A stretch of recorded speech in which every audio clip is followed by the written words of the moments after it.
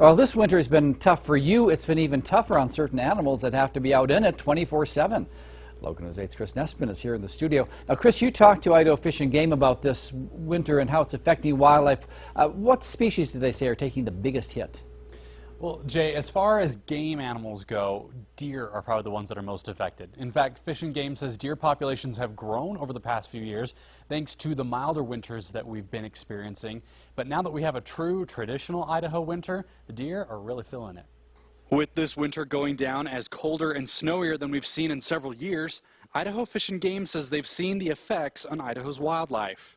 More of a normal type winter that we haven't seen in a few years, and so we've got a lot of animals that are really highly stressed right now. Just the other day on Lake Walcott, several dozen pronghorn antelope died after getting stuck on the ice while their herd tried to cross the frozen lake.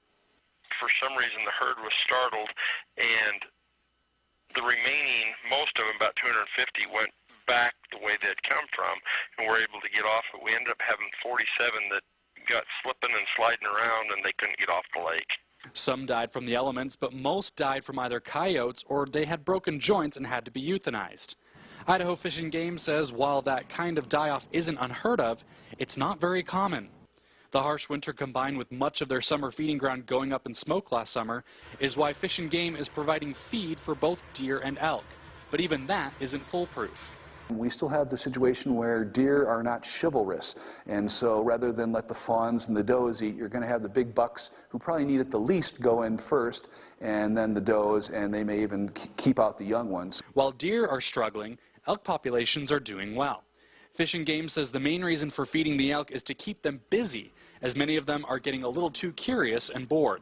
Our biggest problem is that they might wander onto private lands, getting into the stock operations and the haystacks and things like that, as well as getting across the highway, like Highway 26 out of Ryrie is a big concern because of the movement of animals over there.